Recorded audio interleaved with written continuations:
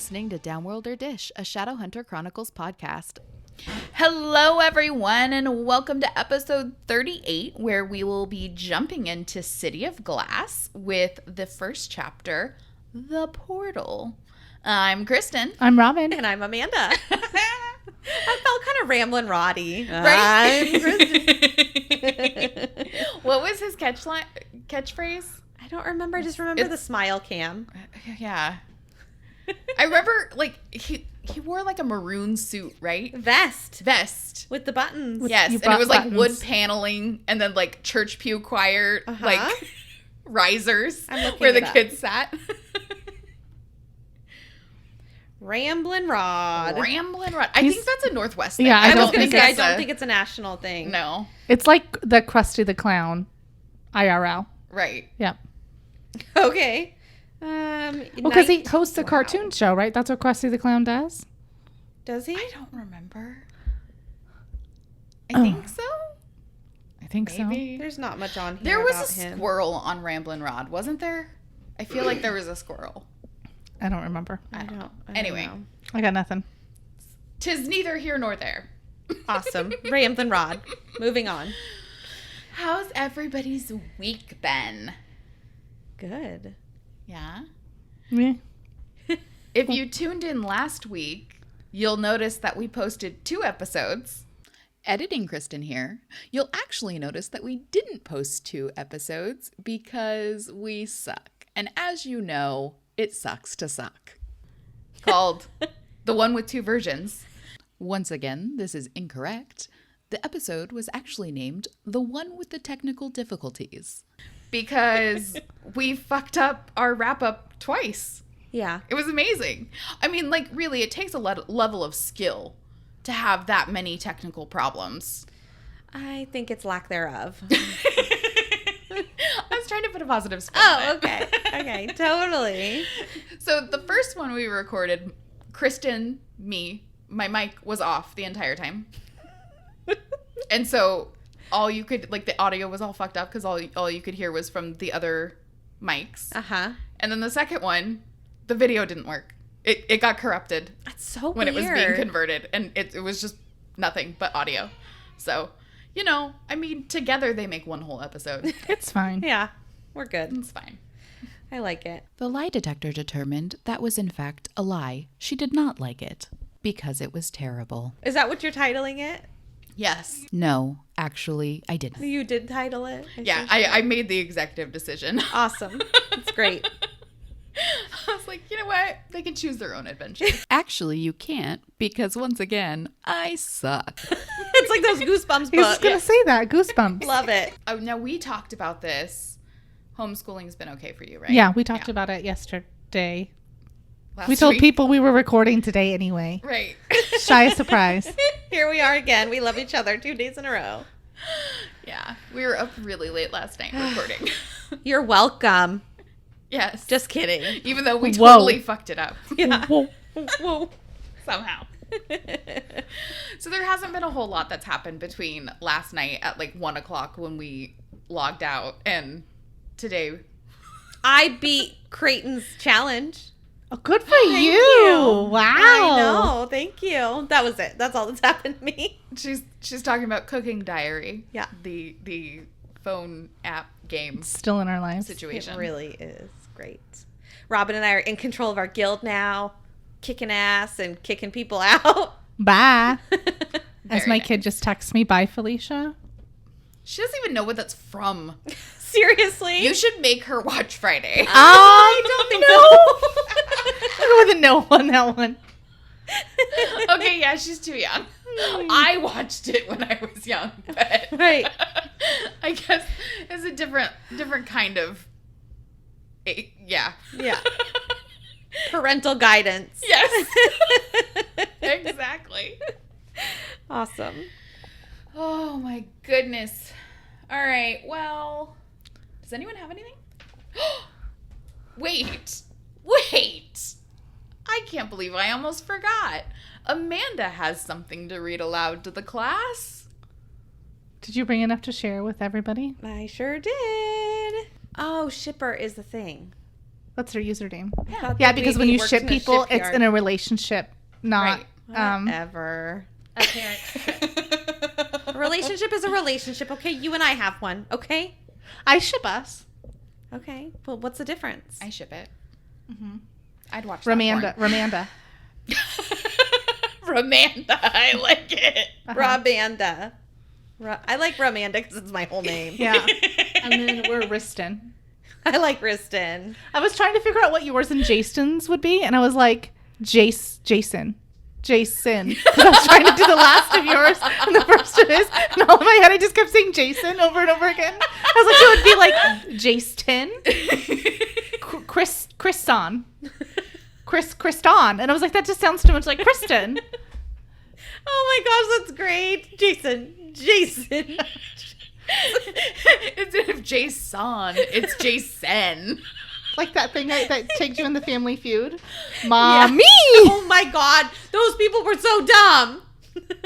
You've got to watch it, just at least that one. We'll have to find it for you. Okay. Anyway, when we're done with this. Okay, great. All right, so. Are you recording? Yes, I've recorded that whole thing. That's fabulous. So, Miss Amanda has something special for us. I'm doing a little shoulder shimmy here, just so you guys know. We need to call it something. Because we call it, like, Robin's Recap or whatever. Like, when we have a review, we have to, like, call it something. What is it? I don't know. You can't use alliteration. Unless you can think of a word for review that starts with an A. Amanda's amazing. Oh, okay. Amusements. Amanda's amazing accolades. Playing, what is that? Categories. So as many A's as I can get, the better. Yeah. We'll figure it out. Okay. So listen, everyone. Malik_shipper says, yeah, I just learned about your name and I really like it. I got the whole rundown. So now that I understand, I'm super into it. Thank you for telling me. Get FedEx. What? Like they work at FedEx. I know. I don't know. I am not a nerd, so I didn't know. I'm becoming one, okay? We're working real hard. Yeah. So Malik_shipper, thank you for helping me learn something. All right. So the title is Amazing, Incredible. Keep doing it. What? Love that title. So sweet. So nice. We love you. Yeah. So it says, I love this podcast. It's really hard when I am working and trying to keep a straight face. Rereading these books with y'all is the best. Aww. Seriously? Like, so nice. Dude. Soups. Appreciate. We have really nice listeners. We really like you guys. I mean, and not just because you like us. Right.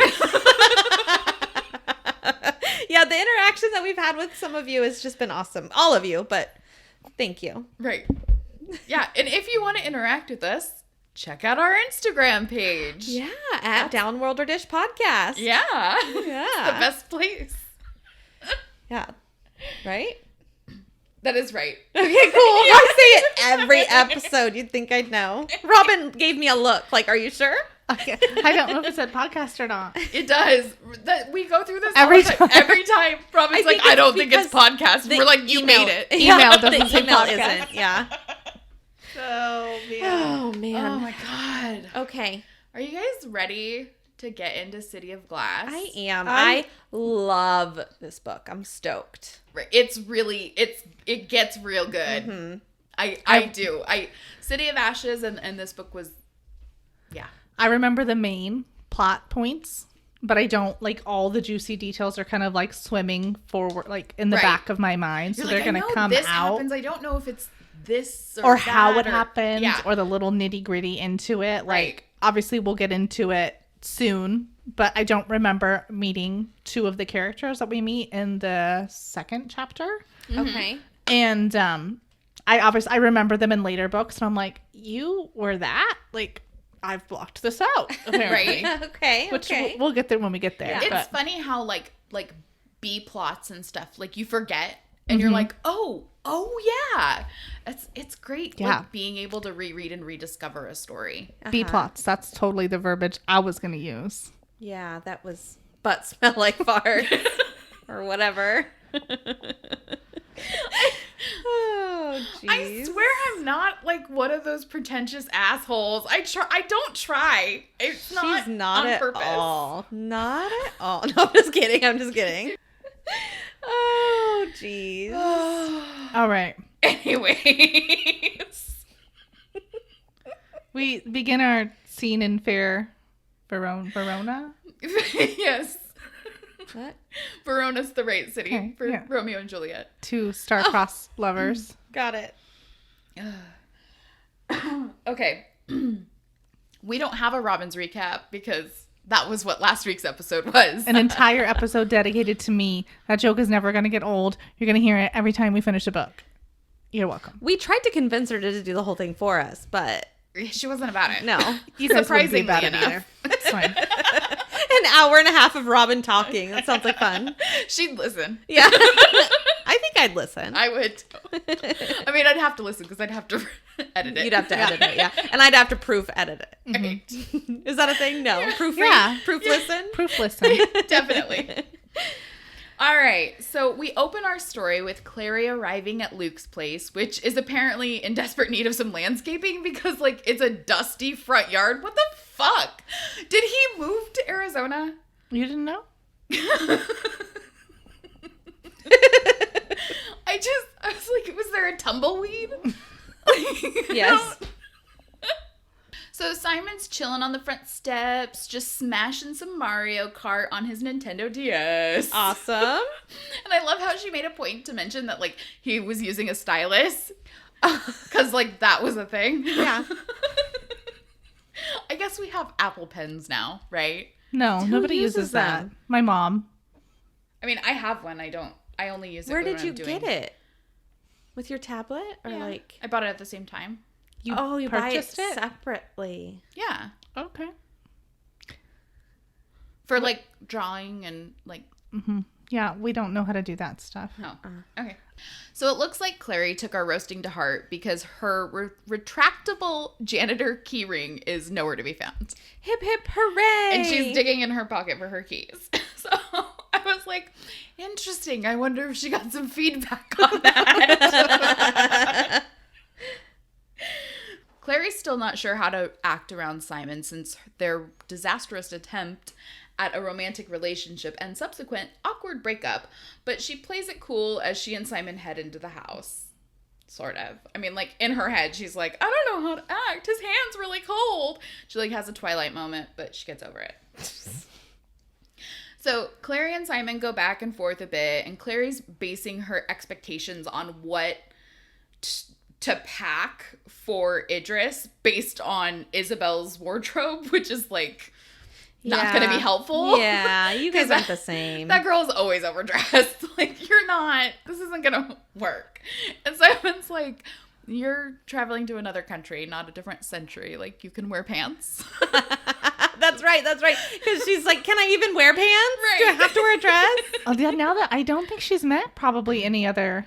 No. Yeah. So she doesn't know. She's just kind of like, Well, and I'm assuming Maris dresses very like chicly. pencil skirts. Yeah. I imagined her in a pencil skirt too, but I feel like we read it was like a suit. But yeah, I don't I'm know. sure it is. But maybe a suit It might be would a suit with a dress. Yeah. Okay. Murphy Brown wore them all the time. Oh boy. Anybody know who Murphy Brown is out there? No? Okay. No, because our audience is significantly younger than us. Yeah. And we're a little young for that even. That was watched good. reruns. Yeah, of course. Or like designing women. Yeah. Fuck. It's the good stuff. That's the I grew up with my grandma starter pack. It's like Matlock. Oh my god. Yeah, I loved Matlock. Me too. Perry Mason. Murder, She Wrote. Hawaii Five-0. I never watched The that one. original. Oh yeah, man. Awesome. Okay, anyways. So, stressed out, Clary's like, I'm just projecting all of my anxiety about my mom onto my wardrobe. And wow, I'm not sure I've ever related to Clary so hard, ever. I'm like, yes, when I'm anxious about something, I'm like, I obsess about my hair and my makeup and my clothes. Okay. Nothing ever looks right. Mm-hmm. Oh, yeah. Clary tries to encourage Simon to tell his bandmates about his undeadness, but Simon's not into it. He's like, I'd rather not. Same. Right? I don't think I would. Really? I don't know. I'd be so excited to tell you guys. No. I don't think they're as close as we are, though. Yeah. Yeah, that's true. So, for as nerdy as Clary is, she tries to, like, make a funny, but she fucks it up, and she called Lestat arguably one of the most influential and powerful vampires in literature and film, Lester. Like, this is the kind of shit that makes me want to kill off Clary. Like, this is why. Because, like, she goes from, like, being super relatable to being like, what is wrong with you? This is why we can't have anything nice. Right. Okay. I can't, whatever. Anyways. So, there's this exchange between the two of them where Clary reiterates that Simon is literally her only friend.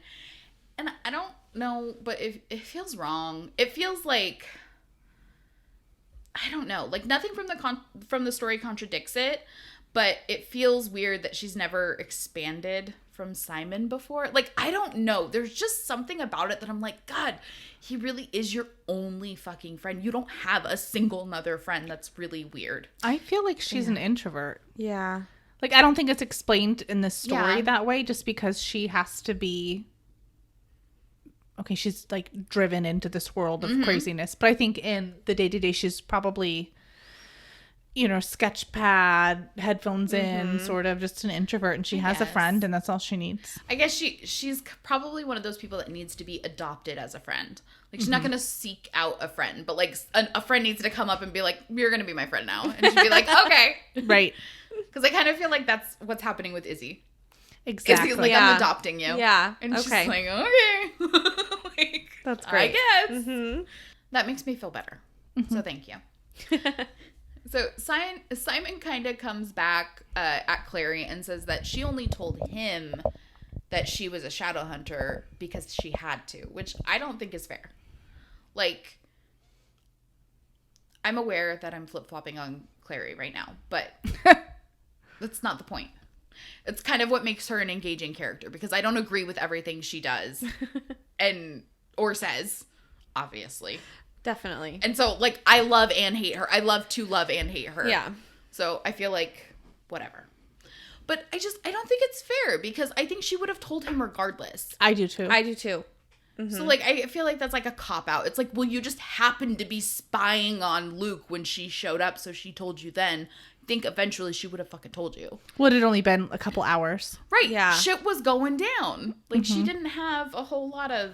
Well, especially now with everything they've been through, you really think you've gone through all of this and you wouldn't have told Simon? Right. Come on. Right? Your mom's in a coma and you would have just not said anything? Yeah, and Whatever. then I can't remember where it's at, but it's in this first part of this book. We're reminded that it's only been a month since the first It book. starts that way. Crazy. And you're like, Jesus. So in a month, Clarissa has fallen in love with her brother, found out he was her brother, dated her best friend. Only friend. Her only friend, yes. Dated her only friend, broke his heart on multiple occasions, and then broke up with him. And now I'm like, really? And got That's all this in reunited a with month? her estranged overlord father. Right. There's so much. What a month. Right? What a month. So, anyway, whatever. Simon's like, I'm gonna miss you, broski. And Clary's like, same, bro J. Simpson. But,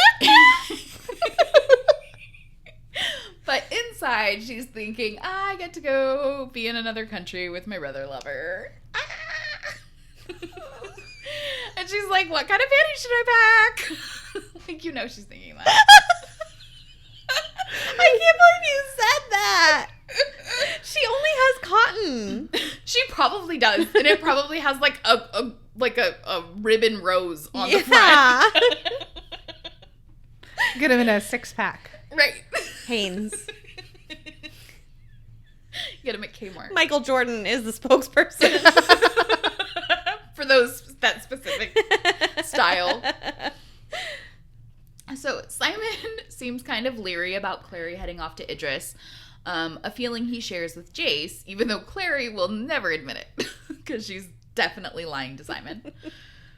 So Clary quickly explains to Simon that she has to go to Idris because that's where the warlock Ragnar Fell lives, and he knows how to save Jocelyn. So Madeline, who we met in the epilogue, told Clary that Ragnar will be convinced to help her because Clary looks so much like her mother. And, like, I kind of get the logic here, but, like, he's a super duper powerful warlock. I feel like he has more reliable sources to find out if someone's being honest beyond inherited red hair. like, oh, she's short and she has red hair. I can trust her. Like, come here, you. I feel like you're a magical being who wields magic, and you could probably find out if someone was lying to you. You know everything. So we get pulled into a flashback to just after the epilogue, where Madeline confronted Clary and told her, I can save your mother. Mother saver. Right. Wait, no. That's not as good as Brother Lover. No, but I like it. I like it. I dig it. We can make it a thing. So Clary had rushed from the hospital to the Institute to tell Jace, even before she told Luke, which, okay.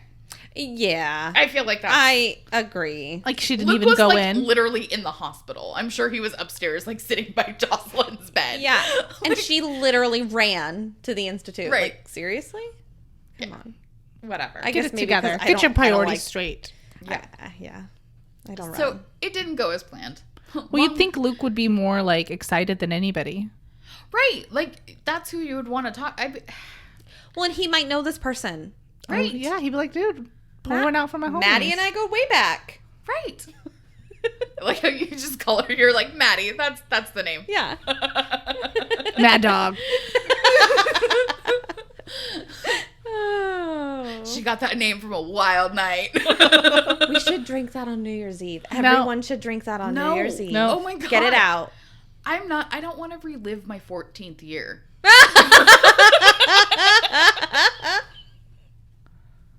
No, thanks. 14. She means 22. Duh. Uh-huh. That's what I meant. Anyways, this little adventure to the Institute did not go as planned.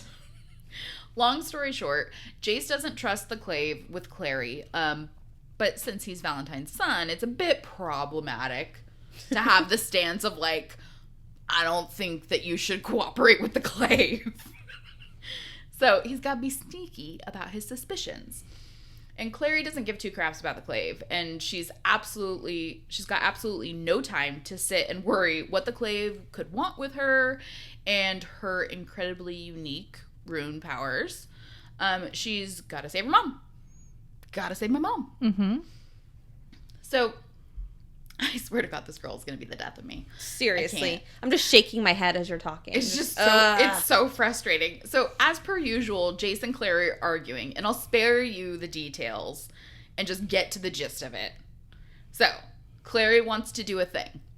There are several ways this thing could go wrong, resulting in a multitude of disastrous results, including but not limited to death, dismemberment, imprisonment, blackmail, or possible torture, just to name a few. Jace, whose only goal as of now is to keep Clary from getting herself killed, does not want Clary to do the thing. Okay? Clary argues that she is definitely 100% going to do the thing. Jace forbids Clary to do the thing. When that fails, Jace offers to do the thing for Clary so she can stay safe. Clary does not see this as an adequate solution and therefore declines, countering that they can do the thing together. Jace is terribly unhappy with this new plan, but agrees to it because he knows Clary's going to do the thing anyways. So, that's basically 4 pages. No, just kidding. in every book. Yeah. Like, it feels like Jace is just like, his full-time job now is no longer Shadowhunter. It's to make sure Clary, like, she's like a toddler in the demon world. Like, she's a toddler in the shadow world, and he has to make sure nothing kills her. Like, he's just gotta run around and, like, Clary-proof the whole thing. Get a leash. Yeah, one of those He's backpacks. like, don't go near the Clave. They're gonna use you for something. You have magical powers. She's just too hard-headed to, like, see the light, whatever. Anyways, So during this exchange, Jace tried to get Maris to side with him, who was creepily in the corner. Like, she, like, kind of, like, came out of the shadows and was like... She pulled a bro J. She did. But Maris has still got the clave poo on her nose, and she agrees that Clary should come and meet with the clave, much to Jace's disappointment. So as Maris leaves, Clary has this inner monologue that I think does a really good job of describing Maris. And it says, she disappeared back into the shadows without even a word of farewell. Clary stared after her, feeling as if she'd just been drenched with ice water. Alec and Isabel seemed genuinely fond of their mother, and she was sure Maris wasn't a bad person, really, but she wasn't exactly warm. Yep. Which we've talked about. And I just think she doesn't have that, like, maternal, like, aura about her. I wonder, you guys know better than I do, obs. Maybe it's a Shadowhunter thing? I think some of it might be that. Okay. But I think Maris is also just, like... I think you'd have to be a little less, like, protective of your kids. Like, you'd have to give them a little bit more of freedom if you were a Shadowhunter parent. Okay, so think of that as a parent, because I'm a helicopter parent. Me too. 100%. Me too. So, like, if I lived in that culture and I had to, like, let her go out and, like, fight, I couldn't... Like, you would have to kind of shut off some of those feelings in order to protect yourself. Because, like, I would be sick with worry constantly. Yep. Yeah. Yeah, because, I mean, this is a little in the forwards, so sorry I don't know. Anyway, at one point, there's a battle, like a small battle, and they talk about it later, and they're like, well, we only lost 2 people. And I'm like, dude, you lost 2 people? Like, oh, it wasn't that bad. We only lost 2 people. I'm like, seriously? Crazy to think about. So yeah, it's very common for them to all die. I mean, so yeah, and then, like, as we start to pick apart Shadowhunter culture and stuff like that, like, a lot, they get married early, they have kids early, because they all die young, because most of them die in battle. Like, it's not common to see a lot of, like, old Shadowhunters, because it's just such a high risk career situation. Yeah. Not career. That's lifestyle. Right. They have a high risk lifestyle. But that makes sense now why Hodge and all of these Valentine and everybody are made out to be so old. Right. Right. They're like, Jesus, they made it to 37. Crazy. Awesome. All right. Well, Clary tries to convince Jace that she should go to Idris, and he is still in dad mode, attempting to put his foot down, telling her no. And he's basically telling her that the clave isn't perfect and can't be trusted. She's playing the little sister and is like, really? Is that really why? So finally Jace snaps at her, and he tells her he doesn't want his baby sis following him everywhere. Oh, really? Oh, it was such a gut punch. It was such a gut punch. That was like squirmy. Yeah. Because right before that, she has that inner monologue where she's like, is it because you said you're not into me anymore and you know I'm still into you? And then he says that, and it's so much cringe. I can't. I got goosebumps. I don't like it. Ouch. Well, Clary reminds him that they have the same mother, which is another, like, ouch. Yep. Remember that? That's mom? Luke's job. Okay, Clary. And he should understand why she wants to go to save her mom. I mean, we've been trying to save this woman for 2 damn books. Get with the program, Wayland. Like, come on. And I think he internally remembers that you can catch more bees with honey. And so he sweetly tries to tell her to let him be the messenger / workhorse. Like, let me go do your bidding for you, whatever. And she tells him that the warlock is expecting Jocelyn's daughter and not her son. Ugh. Uh-huh. So that gets him thinking, and he wonders why Madeline just went to Clary and not the both of them. And Clary starts to kind of, like, answer his question with the harsh truth, but then he finishes a sentence because he knows exactly what she's going to say, and it is, to her, you're Jocelyn's daughter, but I'll always be Valentine's son.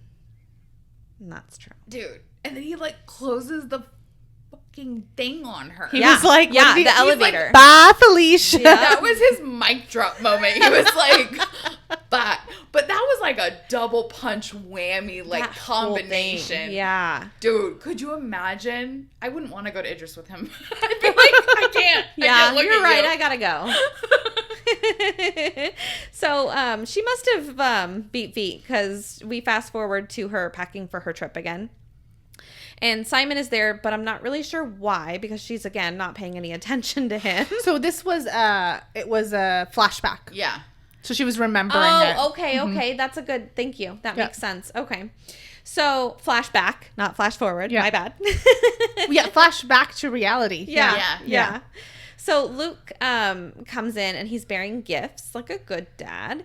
And it turns out to be a beautiful velvet coat with a hood. Like, come on. I want one. Love I it. want one too. I want a green one. I would so bad. totally like destroy it in 5 seconds, but I still want it. I want one. The sleeves would be all pilling on for mine, right here on the hand. Can you put thumb holes in it? Yeah.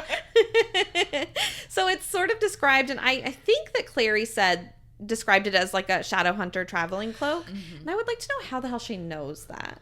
I guess maybe just from seeing Izzy's stuff. I don't know. How does she know it's for traveling? I think the coat that Izzy gave her when they went to the cemetery, I think that might have been a cloak. So I think that she said it looks like something Isabel would wear, and then Luke's like, yeah. It's a Shadowhunter traveling cloak. Maybe that's how it went. Gotcha. Okay. Yeah.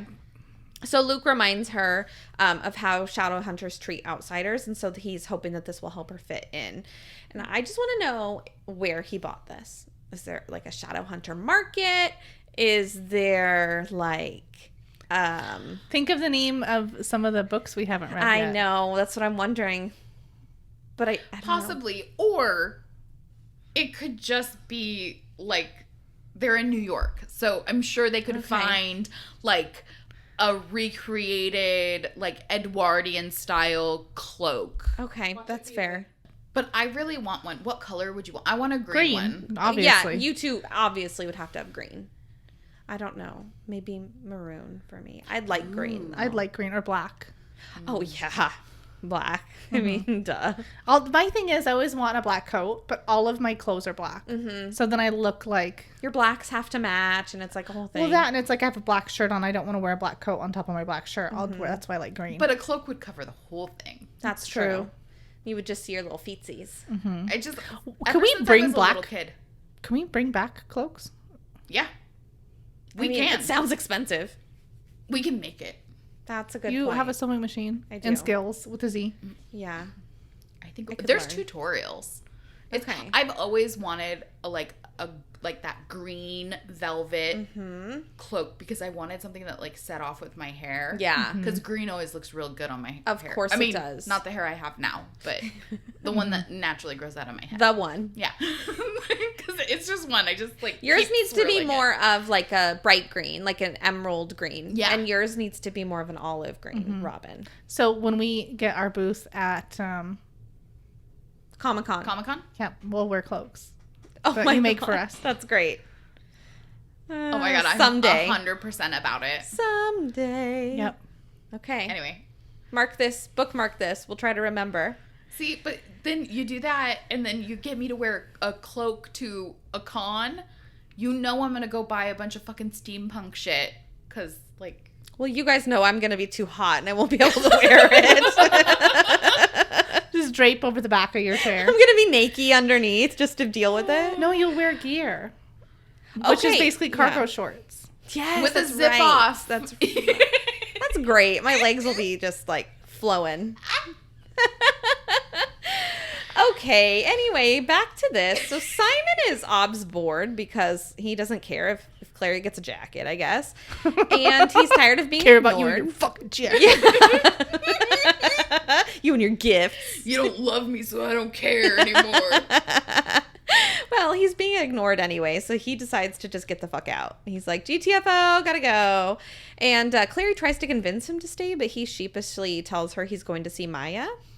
I don't think he does it sheepishly. I think he does it forcefully. Does he? I think that's what it says. Okay. I felt like he was kind of like, I'm gonna go see Maya. That's what I thought too. I read it as Amanda said it.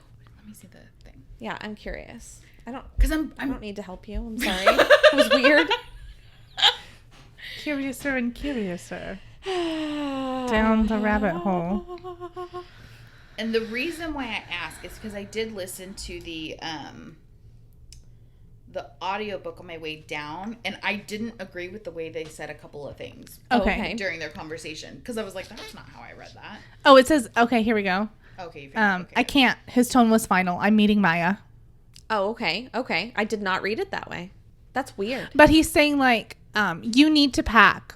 Yeah, like he's trying to convince. I'll come by later to say goodbye before you go. Right. She's like, come on, no. stay. He's like, no. I can't. I'm going to go see Maya. Yeah. Weird. He said, I'm meeting Maya. It's literally in front of my face. I kind of just like, I really like that. I like a firm Simon with a backbone. Whoa. I dig it. All right, whatever. So they have a super awkward goodbye where Simon leans in to kiss her cheek and then he like changes his mind and it's weird. And so Clary mentions, after he leaves, Clary mentions to Luke, like, dude, what was that shit? Like, why is he being weird? And Luke reminds her that she basically broke his heart and he's trying to move forward. So she's like, okay, moving on. I'm going to try on this coat. So she jumps up to put on her new coat and they discuss visiting Jocelyn before Clary leaves.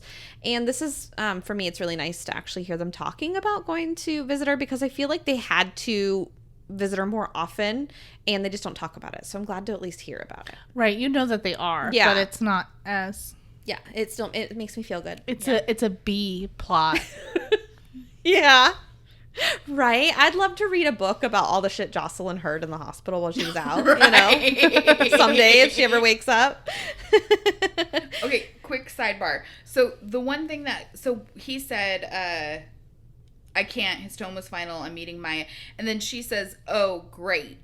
And I read that as, oh, great. Even though she doesn't think it's great, but like that's what she's got to say. The audiobook, they were like, oh, great. And I was like, wait, what? Oh. Did she flick him attitude about Maya? I don't think she did. I don't think she would. I don't think so either. I read it the same way you did. Okay. Yeah. Yeah. No. I disagree. Also, but I think I might have read it that way also because I thought he was being kind of like, he didn't want to tell her, so he was trying to protect her, and then she was trying to be supportive, and so I don't know. I think I still would read it the same way, though, that she was, anyway, she was trying to be nice. Sorry. Okay, so we go on to Simon, and he's actually at the Institute. So was he fibbing about meeting Maya, or did we miss, like, we just didn't show that part? Okay. I think he fibbed. So he flashes back to remember the first time he had ever seen the rundown building, and we learn that glamours don't work on Downworlders, so he sees it now for what it actually is. Or opposites. Anyway, he starts having an internal struggle with being at the Institute since it is a cathedral and he's like dead and damned. So it's kind of bad. And then he's like, fuck it. I'm Jewish anyway. I love it. Yeah. So he starts to go through the gate and he hears a gaggle of familiar voices nearby. A gaggle. I did that just for you. Thank you. You're welcome. Okay, guys. First and foremost, we purchased the Kindle version of City of Glass. I almost said Chain of Gold because I said COG, and that's just in my mind. Anyway, I have the paperback, but I'm all thumbs, and I can't for the life of me have the book open and type on the computer. It's a no for me, dog.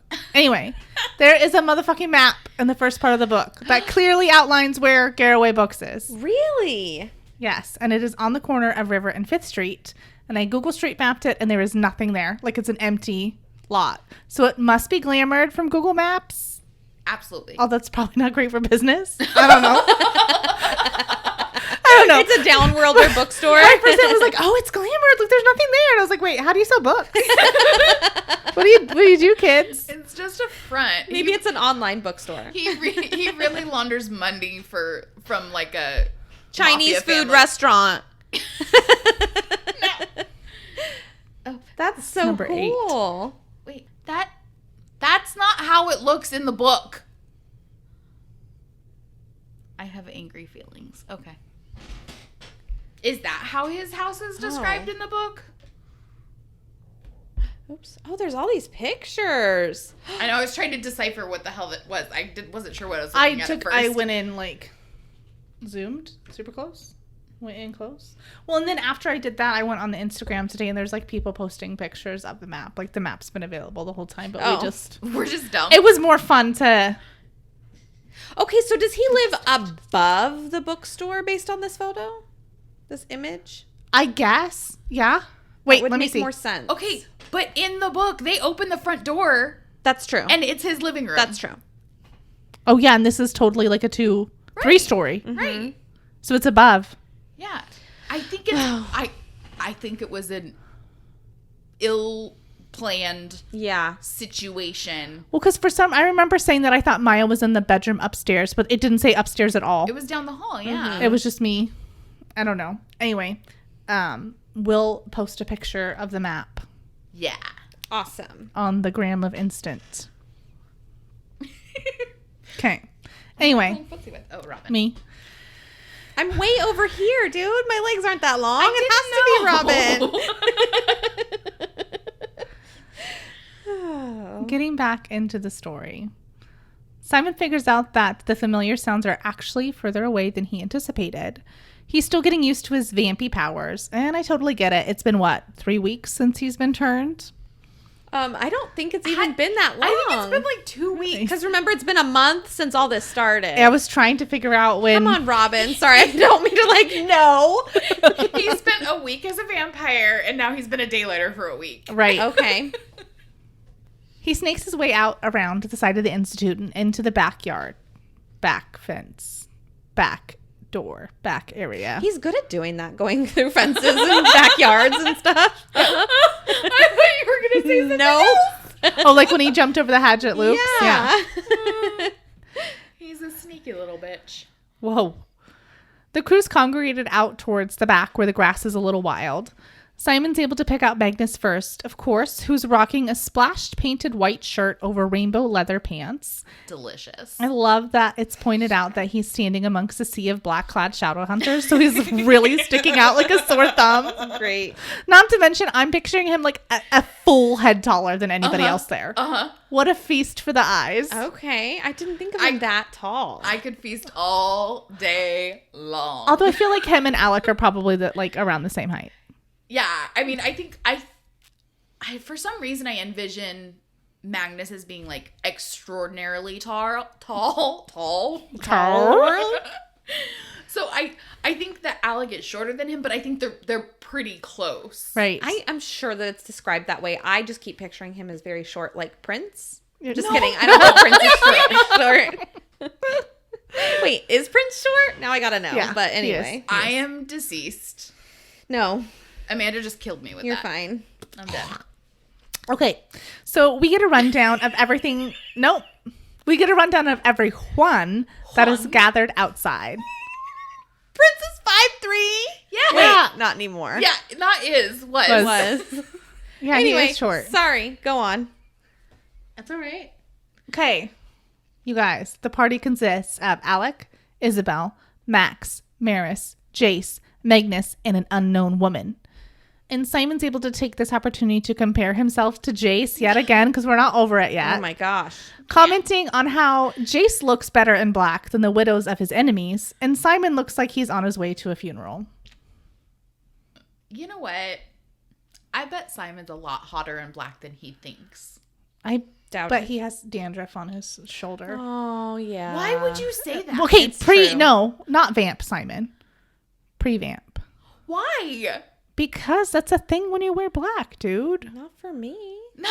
If you have dandruff and your head gets on your shoulder, haven't you ever seen a Head and Shoulders commercial? That's not real life. Ow, I just popped my shoulder. I heard that from over here.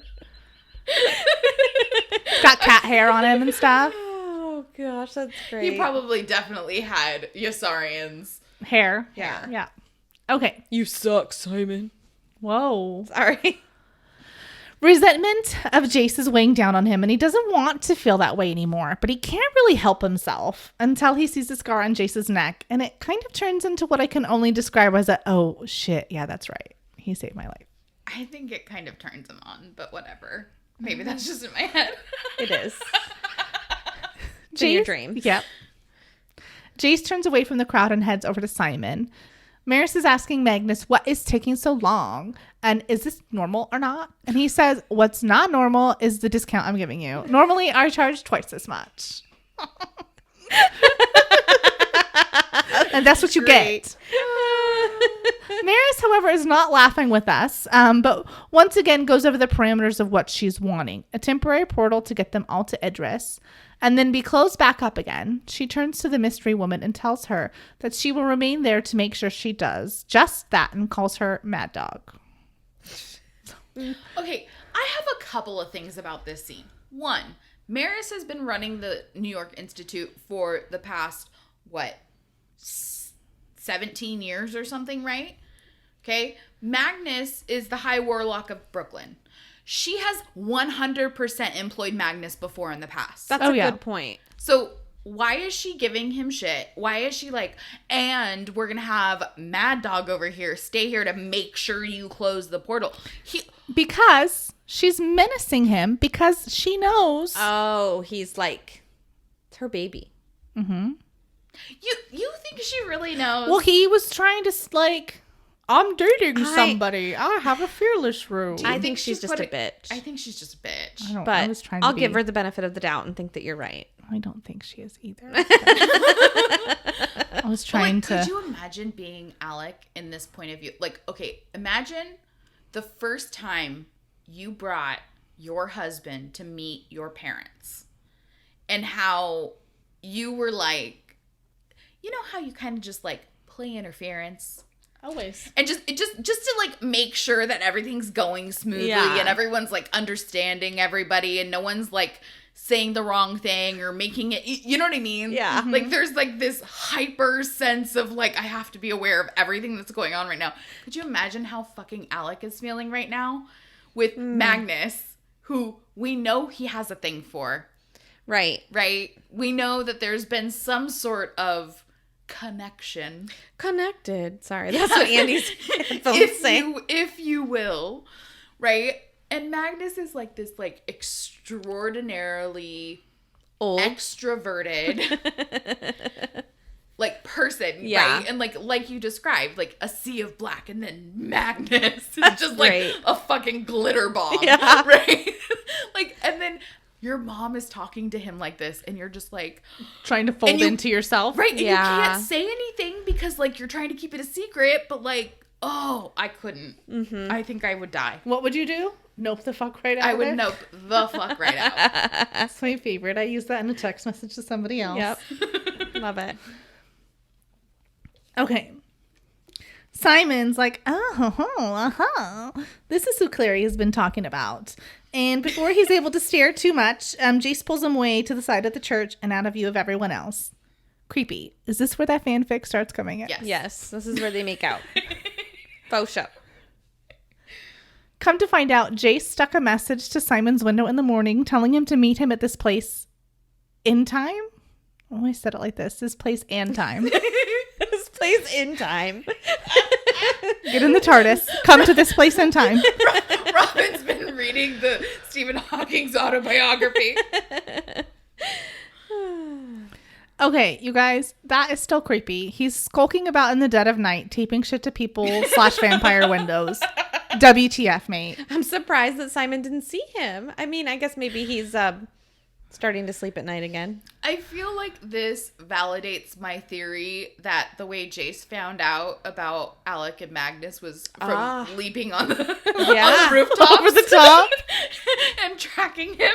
But like the Batman theme music is running the whole time. Yeah. I love how you complete my theories. Yep. That's beautiful. Okay, so for this next exchange, I'm going to opposite Kristen. And instead of dude bro, we're going to do this in old dude. I love it. Great. Oh my God, I love it. I'm so excited. So Jay says, mine eyes deceive me, vampire. Are you able to stroll amongst the light of day? And Simon says, 'tis true, chap. Mine powers remain as steadfast as the dawn in which they showed their true form. You would be half rats to forget such a sight. And Jay says, Yes, good fellow, indeed, I remember. I only gave thought to the off chance that the powers might have faded with the passing of time. Simon says, I appreciate your concern with my health and wellness. If I feel put out enough to combust, I will certainly advise you as to which time is deemed necessary. Is there a purpose of our hushed encounter, or is this an opportunity to gaze upon my fairness? In an effort to avoid such functions in the future, I would be happy to post you a photograph. And Jay says, Heavens, sir, if you'd be so obliged, I would place it on my dressing table.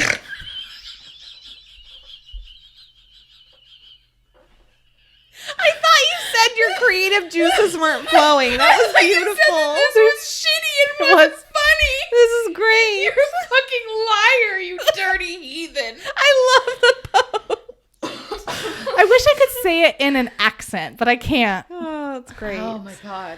Okay, I can't do any more. Okay, I could have kept going, but I had to end scene, guys. Okay, so Jace tells Simon that he brought him over here over their commonalities, if you will. And apparently it's not their totally awesome hair. It's their concern for Clare. Simon's a little put off on the idea of talking about feelings. And I can't blame him because it gives me the vomits. But Jace persists, saying that she's important to both of them and they both care for her, which is why he asked Simon here to ask him what he would be willing to do for her.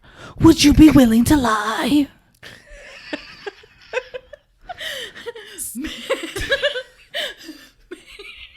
I can't even get it out. Robin's just sitting here going, what did I say? Make the unbreakable vow. Oh, yeah. Okay. Do it. Okay, Simon is still fighting to catch up on what is going on when the pieces finally click together. Everyone's gathered around here because they're leaving now, like right now, to go to Idris, and Clary isn't here. Jace wants Simon to lie to everyone and tell them that Clary decided she couldn't leave her mother's side and doesn't want to go anymore. And they'll all believe Simon because they know that he's so close to her. But he's not buying it. Simon tells Jace that he knows how badly she wants to be there. Yeah. And it's not a plan to benefit Clary. It's a plan to benefit Jace. And he's not game. Jace grabs onto Simon's arm, pleading with him that he has to do this to protect her. He thought that Simon cared about her. Simon's like, if you want my help, you better tell me WTF is going on in your head to draw that conclusion. So, basically, the Clave wants to meet with Clary, and he can't hide the fact that she's able to draw new runes. However... Because she won't stop flaunting it? Is that how he can't... Yeah, okay, sorry. Just clarifying. Just double checking. Because she's too stupid to realize that she should probably keep it under wraps. Wrap it up. Okay. However, he did not tell them about how V-Tank's ship exploded. He made it seem like a demonic ritual gone wrong. The only people that know the real deets are Luke, Magnus, Clary, Simon, and himself. And it has to stay that way, or those fuckers in the Clave will turn Clary into a weapon against V-Tang. And she's not trained enough to be DTW. Down to war. Simon's like, okay, I hear you, dog. But aren't you Nephilim? Shouldn't you care more about the greater good than you do about Clary? If she can't defeat V-Tang and help the Clave, shouldn't you be okay with it? I said can't, but I meant can. If she can defeat V-Tang. Mm-hmm. We got you. Okay, thanks. Jace is like, yeah, well, if I thought she could, I would be. But Simon's like, wrong. You won't let anyone have her but yourself. Ooh, burn. Do you need some ice for that burn? Before they can... And then they start fighting. Right. And then they start wrestling. And then they start making out. Is that a thing? Like, I don't know. Fanfic. Whatever. Before they can really solidify anything, a wild shriek cuts the air and then abruptly ends. And Jace runs off to see what the heck is going on. And Simon was hot on his heels. When he turned the corner, Simon saw a creepy white mist had rolled over the garden. And he was able to make out movement and find Isabel in the crowd, a huge demon lumbering after her. Only it couldn't be a demon because it was daylight. He's the only daylight around here, motherfucker. Okay. Jace chimes in with what we already know. They're forsaken. And he instructs Simon to stay put. Simon's able to make out pieces of the battle. Alec cutting down a forsaken and Jace reaching in time And Jace reaching him just in time to kill the other one that was at his back. All the Shadowhunters are calling out to each other during the fight, and suddenly the mist clears, and Simon's able to see Magnus against the wall of the Institute, blue sparks flying from his fingers. He'd opened the portal and was shouting at everyone to get the fuck gone. And Maris made it through carrying Max. Alec came next, dragging Isabel, when suddenly Forsaken pulls a Shia surprise and comes out of fucking nowhere and tries to attack. Simon calls out for Isabel and tries to reach her, but trips over Madeline's dead body. Ugh. Jace calls out to Simon to move, but before he's able to, the Forsaken double-bladed knife swings down at him, and a searing pain shoots through his body, and everything goes black. Bum, bum, bum. Did he die this time? Sorry. Okay, fine. I will say, though, I do appreciate the fact that you want to murder Simon just because it means that you care enough about him to, like, you care enough about his character to, like, care what happens. Yeah. Like, I want him gone. Right. So I'm like, there's a basis for, you know. Definitely. It's great. It's going to be like an enemies to lovers situation with you and Simon. We're going to have a fanfic about Amanda and Simon. Yeah. Ugh. Don't do it. The fanfic will be me murdering him with garlic. I feel like that's how I would kill my husband because he hates garlic. How did you marry someone who hates garlic? I didn't know. Okay. Listen, we have been married 11 years next month. He told me like 6 months ago.